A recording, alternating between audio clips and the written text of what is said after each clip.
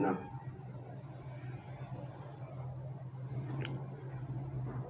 أعوذ بالله.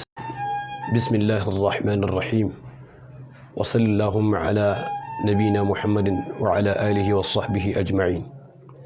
وبعد bayan haka ‘yan uwana masu albarka ina jaddada mana gaisuwa irin ta addinin musulunci. Assalamu alaikum wa rahmatullahi wa barakatuhu.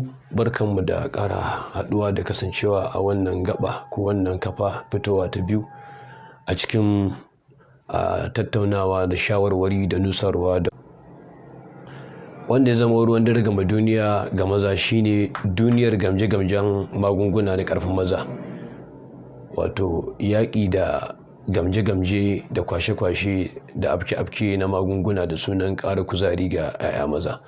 Idan ba manta ba wancan bayani da muka yi yayin da Allah ta'ala ya halicci ɗan adam cewa da gabarsa ta ainihin auratayya, Allah ta'ala ya halice shi ne kalau, Allah ya halice shi garau, Allah ya halice shi sumul mai lafiya.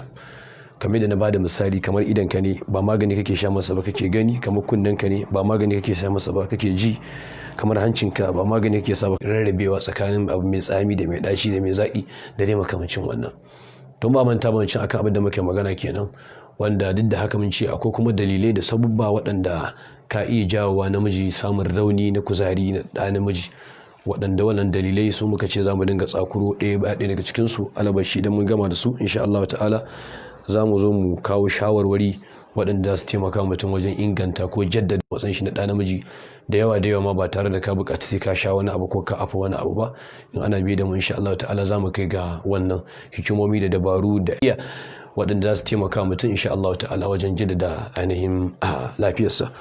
To yau za mu tsakuro biyu ne kawai daga cikin dalilan da ka iya jawo mutum rauni da rashin kuzari da rashin katabus tare da iyalinsa.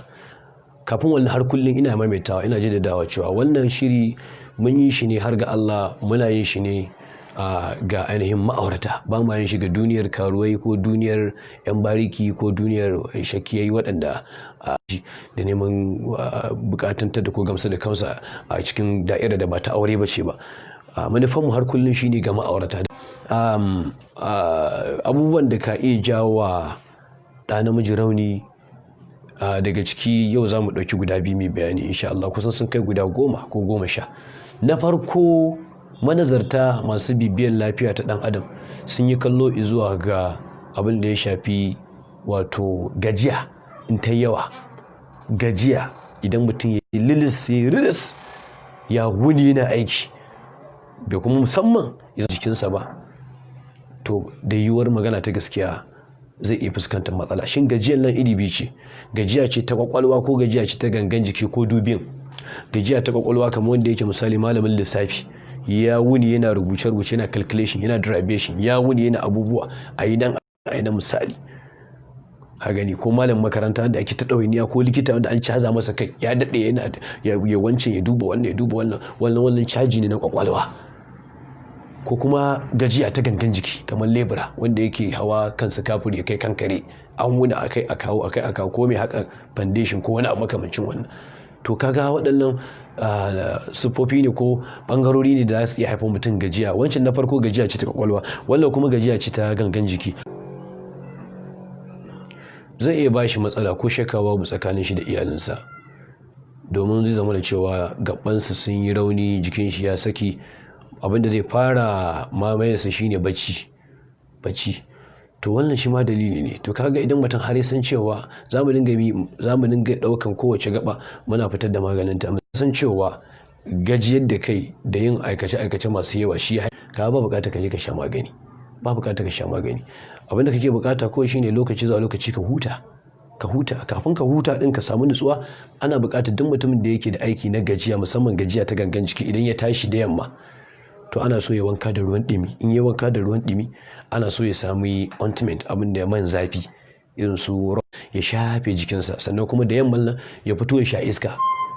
ko dai wani abun da yake ba na littafi zai karanta to ɗauko littafin da yake na tatsuniyoyi ne na ban dariya, kai wani abu da zai ƙara ɗora wa ƙwaƙwalwarsa wahala, ya ɗauko wani abu da kofa a ce a je a ta ko lido ko karta ko wani abu. Amma dai ala ayi halin game ya zo to bi cikar lokacin sallah ba, wannan matsala ce ta malamai ai maganganu akan ta, zai iya zamtowa ba haramun bane ba indai ba a tinkar lokacin sallah da shi ba, kamar motsa jiki kenan ko exercise ko makamancin wannan. Zai iya zuwa ya kallon bal misali, zai iya zuwa ya tashi kawai tafi bakin kogi ya ga yadda ruwa ke gudana, ko ya ga cikin dausayi na lambuna wanda yake da kwarran itatuwa ya kosar da idanunsa ya kalli wannan zai kara mai karfin gani ma, zamu zo wannan gaba wata rana.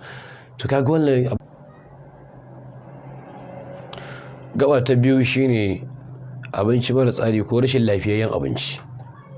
Rashin lafiyayyen abinci, abinda bature yake ce masa diet, balanced diet, rashin tsararren abinci da lafiyayyen abinci. Ma'ana dirfafar abinci mai cika ciki ba mai gina jiki ba, gaskiya zai iya ba mutum matsala shi ma a wasu lokuta. Tabbas a ce misali da safe ka ci abincin da yake dangin carbohydrate, da rana ka ci shinkafa, da daddare ka ci tuwon masara, ka je da kwana 3 kana yin wannan, magana ta gaskiya ba za ka samu kuzari kamar wanda zai samu kansa a cikin yanayin da yana nawa irin abincin da yake ci ba. Dangin wake, dangin abin da ya shafi tsuntsaye, dangin 'ya'yan itatuwa da kayan marmari da madara, abin da ya shafi kayan kwarra da inabi, tufa, rumar da sauransu. Lillahi wa rasulihi bayan da za a yi a samu to wannan shi ma yana haifar da mutane matsala. Sai mu ci Allah tsare mu da talauci. Amma ka duk kofacin abinci guda ɗaya ko shakka babu, musamman ba wanda yake mai gina jiki ba, sai dai mai cika ciki kawai, to lillahi wa rasulihi zai iya baka matsala. To har ka fahimci wannan, shi ma kaga kenan baka da buƙatar gamje ko haɗe ko ɗibge na wasu magunguna. Kuma sau da yawa wasu lokuta tsarin abinci da rashin tsari da rashin lissafi, tunda yanzu misali abincin da zai iya ƙara namiji lafiya da kuzari, ai za ga cewa da yawa ai ba fin karfin mutane yake yi ba. Wani yana da yanda zai iya siyan shi din ba, to amma sai ɗauki abu guda ɗaya ya kaliya, ina wanda zaka samu ku cikakken lafiya. A cikin carbohydrate ma ka dinga nawa'awa, ga su doya, ga su dankali, ba wani kuɗi ne yake bukata mai yawa ba. Ina tsada a cikin siyan wake ko jan wake, ina wani tsada ko wahala a cikin siyan alayyahu kaɗan sa a cikin abinci, ina tsada ina wahala a siyan kabeji da sauransu, ina wani abu mai wahala a cikin lokaci a ɗan samu ɗan kifi a ɗansa, wani abin da za a iya shi. To amma mutum sai ya ƙi cin abinci, ya tare na naira 1000 ce fa aka ɗan samu, ya ɗan siyo 'yan madara mai ɗan kyau aka ɗan haɗa da ɗan bambita, za ka samu fa'ida. Maimakon a ce kawai ka je kuɗinka ya ƙare a guraren 'yan magori da sauransu. So wannan shine abin da za mu ja hankali a kansa dangane da sabubban da ke iya haifarwa da ɗa namiji rauni, shine rashin tsatsa. In this episode of our tremendous and critical topic that we treated last week, that is fight against drug abuse in the sense of, or on the grounds of energizing private parts. Last week we discussed some causative agents, some factors that could bring a husband weakness, poor erection, poor sex drive in his bed with his beloved wife. And we promised that each and every single factor could be taken and treated one by one, inshallah. So today we will be taking 2 of these factors that can bring you weakness or dissatisfaction in your sex drive. These 2 factors today, the first one is overwork and tiredness, exhaustion, overwork, too much work, overwork, erection or weak erection or poor sex drive. Researches have been conducted that people who have been working throughout their day hours without relenting, without relaxing their erection in the night, because they have already exhausted their nerves, they have already exhausted their tissues. Subsequently, in the night, when they confront their beloved wives, the first thing that will overcome them for understanding this factor you have no need to buy an erector or energizer. If that is the case, the solution for you is to keep relaxing yourself whenever you got tired, whenever you it is need for you to have a time for relaxation. Revive your energy, could revive your sensitivity in terms of sex drive, definitely. So in this concern, you don't need to buy a medicine or a drug for you to revive your private parts. So that is for the first coupled. What I mean here is that having imbalanced diets, just like a person, for instance, who has taken in the afternoon, he also takes his lunch, he also takes his dinner with a carbohydrate, definitely will be different for a person who has a timetable of his food style. A person who takes proteins, vitamins, minerals, having a good and balanced diet could definitely, the former who have been taking carbohydrates definitely will experience weakness in his erection, different from the latter who has a diet in a medical order. So this is another factor. In some cases, we may claim we can't buy some nutritious food, building body food, healthy foods. It is not like that. Sometimes it's not true, because you may have 1,000 naira, for instance, in your pocket. You can manage this 1,000 naira and buy nutritious food, vegetables, minerals, to gain and revive your strength in terms of sex drive. But sometimes you see people, instead of reaching their to reactivate, to energize their reproductive organ, you can even call it a habinjar or sense of or symptom of ignorance and illiteracy. Since you can buy it, you can use just 500 naira and reach your breakfast. You understand?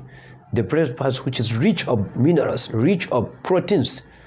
This, inshallah, these are the two factors today that may be treated based on the causes or causative agents that bring dissatisfaction or poor erection among the items.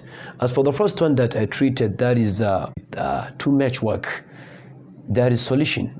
There is remedy for that.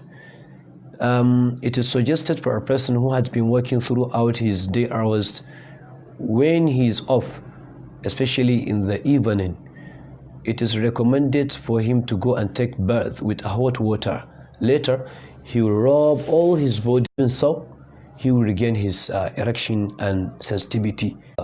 Second one, that is diet. I think I treated that one. I gave some suggestions for husbands to put suggestions. Inshallah will be given some medical advice. Inshallah, pieces of advice medically will be given for you to regain and revive your sexual drive without taking erector or energizer. Exercise one. Sometimes you need to exercise your body, so there is no need for you to keep taking unprescribed drugs. That is why our center sometimes serve as a drug rehabilitation center, that is to do away with drug addiction in terms of sexual activity. So this is two factors today, inshallah ta'ala. Much or more on this aspect, inshallah, could be treated and discussed later. For further explanation or observation or questions or suggestions or consultation, they can call this our contact number, that is 070 59 59 28 070 36 84 99 16. Your brother in Islam, Abu Tasneem Jibreel Ibrahim